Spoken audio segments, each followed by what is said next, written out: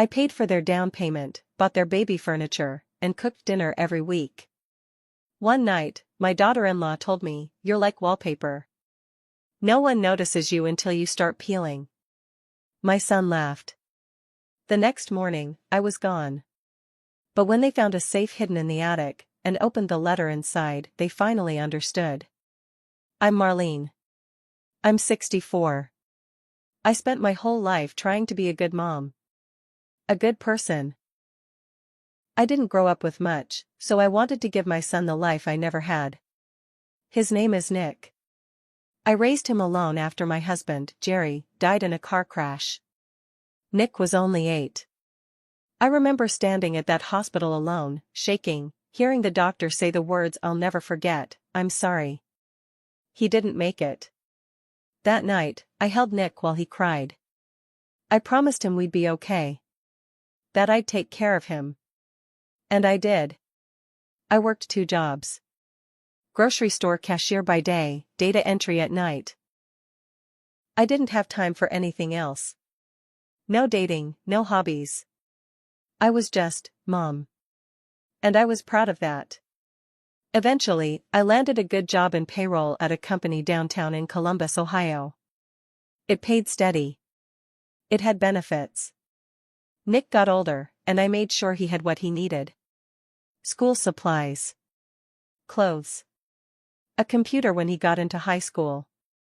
I didn't have a fancy house or a big car. But our home was clean. Warm. Safe. When he got accepted to Ohio State, I cried. He was the first in the family to go to college. I didn't have enough saved for tuition, so I took out a second mortgage. He told me he'd pay it back after graduation. I believed him. But he never brought it up again. Then he met Carly. She was pretty. Blonde, always dressed nice, always on her phone. I didn't know much about her, but I tried to be welcoming. She came from a family with money. Her parents had a big place in Powell with a pool and a wine cellar. I always felt out of place when I went there. Still, I smiled through it. Nick seemed happy. That's all I cared about. They got married a year after graduation. Small ceremony, backyard of Carly's parents' place. I wasn't asked to help plan. I was asked to just show up. I bought them a nice gift and stayed out of the way. After the wedding, they started house hunting. Carly wanted something in Westerville.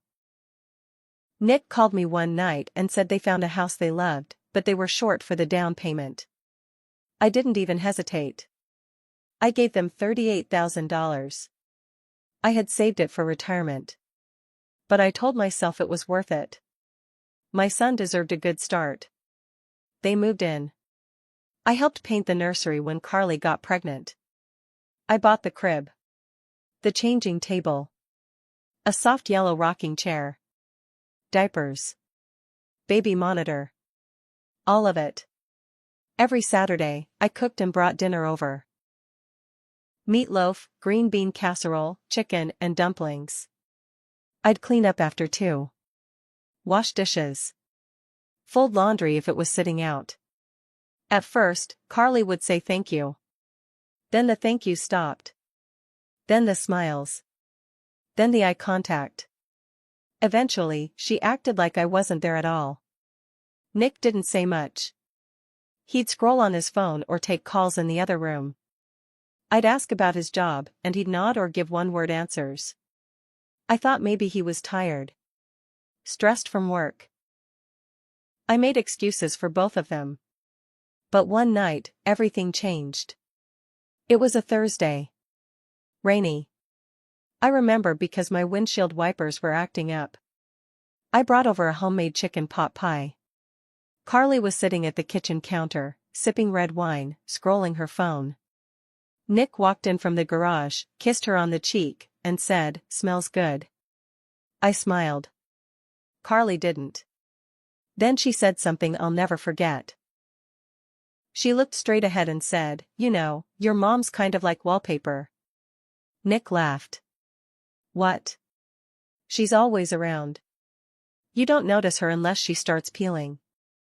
He laughed again. A short, stupid laugh. I stood there with my hands in dish soap, staring at the sink. Waiting for someone to say it was a joke. Waiting for Nick to defend me. He didn't. I didn't speak. I just finished the dishes, dried my hands, and said I had to go. I went home, sat on my recliner, and stared at the wall until the sun came up. My house was quiet. No TV. No music. Just the sound of the fridge humming. I realized I had given them everything, and somehow, I had nothing left for myself. The next morning, I packed 2 suitcases. Left my phone in a drawer. Got in my car and drove to my sister's in Zanesville. She didn't ask questions. Just gave me a blanket and let me sleep. Back in Columbus, no one called. No one came. Not for days. Then Carly posted on Facebook a cute photo of their baby with the caption, "If anyone has seen Marlene, we're worried. She's been missing for days." Missing? I wasn't missing. I was done. 2 weeks passed. I heard from a friend at church that Carly's mom had called around asking about me. Nick still hadn't posted a thing. No calls. No texts. That's when I remembered the safe. When I helped them buy the house, I had a small fireproof safe installed in the attic. Nick forgot about it. Everyone always forgets the attic. But I didn't. Before I left, I filled that safe with paperwork. Bank transfers. Receipts. Copies of every baby item I bought. I added a letter. Handwritten. No fluff. Just the truth. I heard they found it about a month later when Carly's brother went up to fix the insulation. Carly screamed when she read the letter. Nick tried to call me 23 times. I never answered. His voicemails were pathetic. "Mom, I didn't know you felt that way," he cried. "Please call me." Carly didn't mean it. But I did. I meant every word. And I was finally at peace. About a week after they found the letter in the attic, my sister Judy answered the door and called out, "Marlene, it's for you." I was in the guest room folding laundry. I figured it was one of her neighbors. But when I stepped into the hallway, my heart dropped. Nick was standing in the living room. He looked thinner. His eyes were bloodshot. He had dark circles under them like he hadn't slept in days. He didn't say anything at first, just stared at me like I was a ghost. I didn't move. "Mom," he said finally. "Please. Just talk to me." Judy looked at me like she didn't know what to do, then quietly stepped outside to give us space. I stayed by the hallway. "What are you doing here?" I asked. "I didn't know how bad things got," he said. "I didn't realize how you were feeling." I folded my arms. "You didn't realize, or you didn't care?" He stepped forward, but I held up my hand. "Don't. Just stay there." "Carly didn't mean that comment," he said quickly. "She was just joking. You know how she is." "Yeah," I said. "I do. That's the problem." He blinked, like he wasn't expecting that answer. I kept going. "I gave up everything for you, Nick. I worked like a dog. I helped with your college. Bought that house. Bought your baby's furniture. I cooked your meals, cleaned your dishes, folded your laundry while Carly sat on her phone and pretended I was the maid. And you let it happen." He looked down at the floor. "You could have said something that night. Just one word. But you laughed." He opened his mouth like he wanted to argue, then closed it again. Finally, he whispered, "I'm sorry." I stared at him. "I'm not sure I care anymore." There was a silence. Then he said, "Carly wants to apologize too. She's been a wreck since you left." I snorted. "She wasn't a wreck when she called me wallpaper." He didn't know what to say to that. He just stood there like a little boy again. Then he tried a different angle. We need help with the baby. And there it was. Not we miss you. Not we love you. Just we need help. I shook my head. You still don't get it. I'm not your free babysitter. I'm not your wallet. I'm not the background to your perfect little life. His voice broke. Please come back. No, I said. I'm not coming back. Not right now. Maybe not ever. He stood there for another minute, then quietly walked out the door. I thought that would be the end of it. But it wasn't. 3 days later, I got a letter in the mail. No return address. Inside was a single sheet of paper. It said, "You're destroying our family. You're selfish. You abandoned your granddaughter. She cries for you. If you really loved her, you'd come home. Before it's too late." No name. No signature. But I knew it was Carly. The guilt trip was written all over it. Judy wanted to call the police. I told her not to. Instead, I made a copy and filed it in a new folder I had started. Documents. They'll deny that same week, a friend from my old church told me Carly had been talking about me. She told the pastor I had mental health issues. That I imagined things and twisted events in my head. Another friend said Carly went as far as to tell some of the moms in her new mom group that I faked generosity so I could control them. That's when I realized this wasn't just about disrespect anymore. It was about protecting her image. Carly was trying to rewrite the story. Make me look like the villain. She didn't know I had receipts. Literally. That safe in the attic? It wasn't the only one. I had a second one in a storage unit in Grove City. In it were hard drives, printouts, recordings, bank slips, receipts, and photos. Years of proof. I kept it all. Why? Because deep down, I always knew this day would come. The day they'd try to erase me. So I decided to write a new letter. Not for them. For my granddaughter. She was still just a baby, but someday she'd grow up. She'd hear stories. Some twisted. Some false. Some carefully edited by Carly. I wrote everything down. The truth. My life. The years I spent alone raising Nick. The help I gave. The dinners I made. The way her parents treated me. The wallpaper comment. The silence that followed. I sealed it in an envelope. Labeled it, "To my granddaughter, open when you turn 18." I added it to the second safe.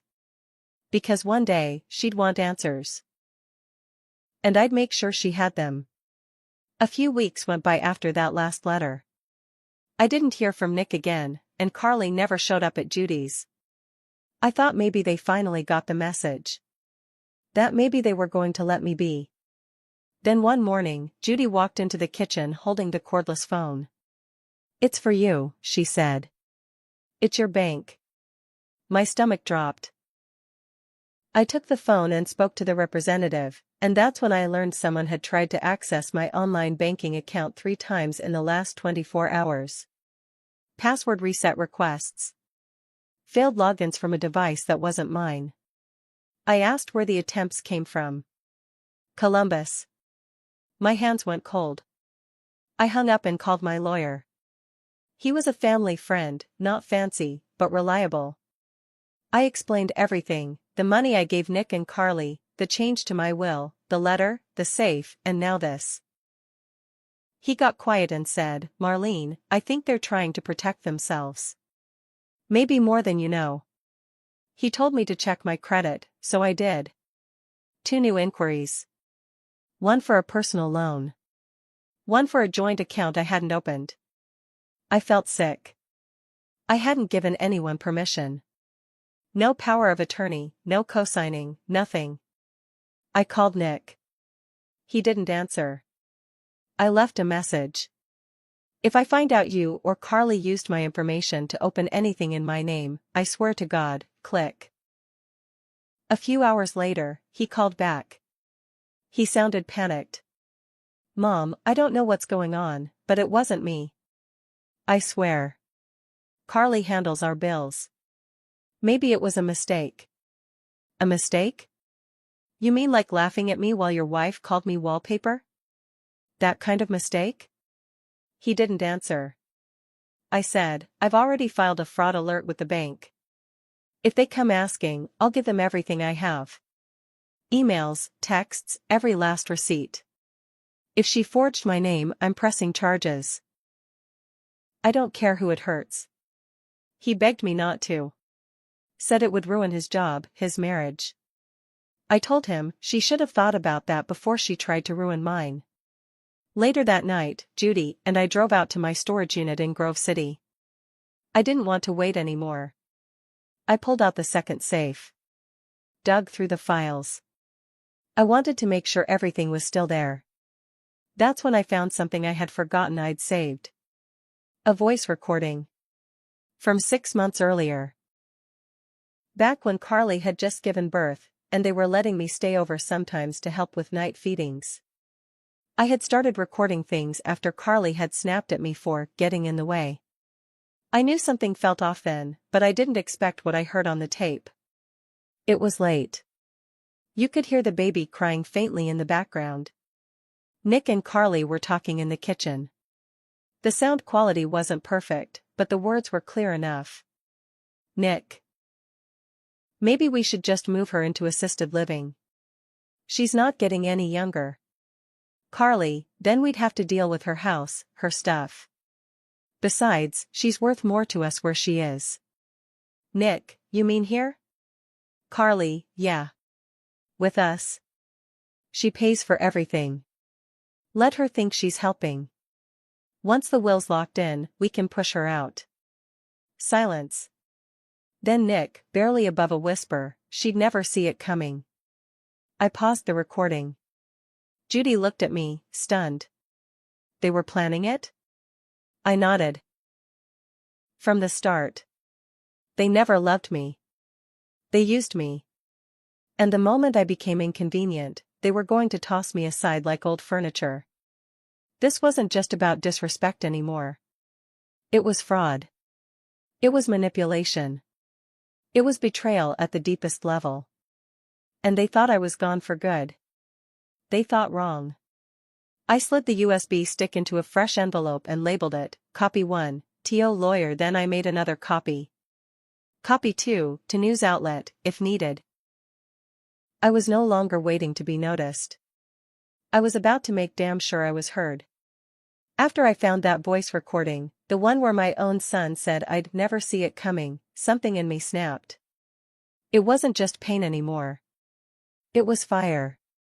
I had been quiet for too long. I thought walking away would be enough. I thought they'd learn on their own. But they didn't. They doubled down. Carly tried to steal from me, and Nick let her.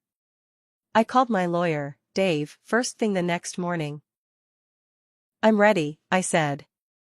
I gave him the USB with the recording, copies of the forged documents from the bank, and every receipt I had. I told him to do whatever was needed. His eyebrows went up when he heard the tape. "You sure you want to go this far?" I nodded. They went farther. He filed the fraud complaint that same day. And just like that, the machine started turning. Quiet at first. But steady.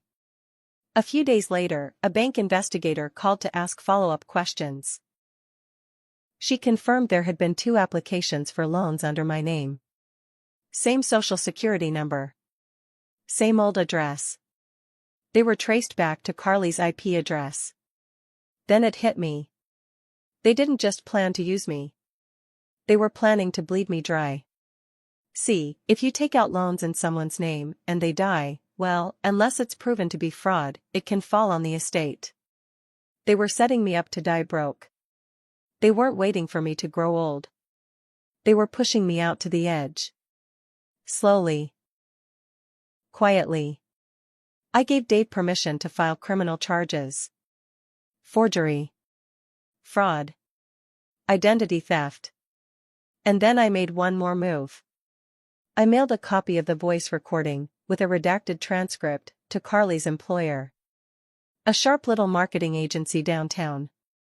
I didn't have to say much. Just a note that said, "I thought you should know what kind of person represents your brand." Turns out Carly had just been promoted. That didn't last long. I got an email back from the HR director thanking me. She said Carly was placed on unpaid leave while they launched an internal review. I never followed up, I didn't have to. Word spreads fast in places like that. Meanwhile, Nick finally reached out.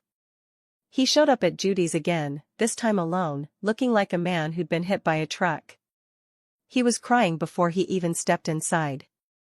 "They froze our account," he said. "Carly's been questioned. There's an investigation. I might lose my job." "Mom, please," I didn't let him finish. "You know what hurts the most?" I said. "I didn't raise you to be like this. I raised you to be better than me. Stronger. Kinder. But you let her twist you into someone I don't even recognize." "I was scared," he said. "I didn't know how to stop her. I thought it was the only way to keep things going. You laughed when she humiliated me in my face." He fell to his knees. "I was wrong. I know I was. Please. I'll do anything. Just don't let them arrest Carly." "Why not?" I asked. "She committed crimes. She's the mother of my daughter." I paused. "Then be a father. Start by teaching her what happens when you treat people like tools." He left in silence. That was the last time I saw him in person. 3 months passed. The case moved forward. Carly was charged. She took a plea deal. 3 years probation, community service, and restitution. She had to pay back every dollar. Nick wasn't charged, but his name was tainted. His company let him go quietly to avoid PR risk. I never spoke to Carly again.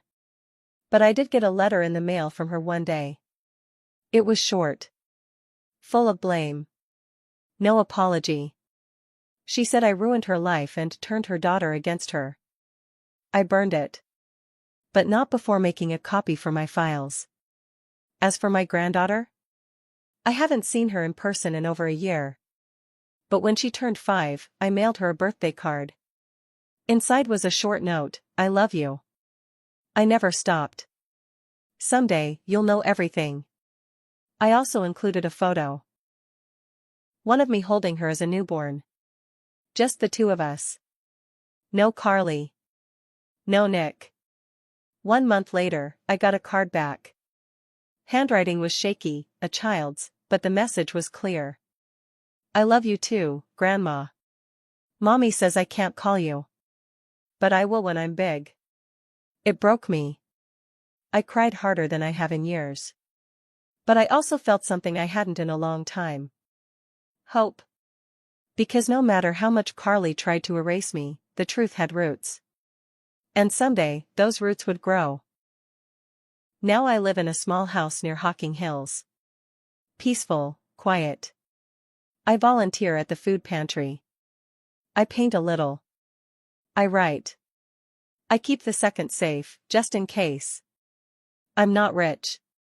I'm not surrounded by family like I once dreamed. But I have dignity. And when people ask me what happened between me and my son, I just say this: I loved too hard. And they thought that meant I was easy to break. But they were wrong. I wasn't wallpaper. I was the foundation. And when I left, the whole damn house started to crack.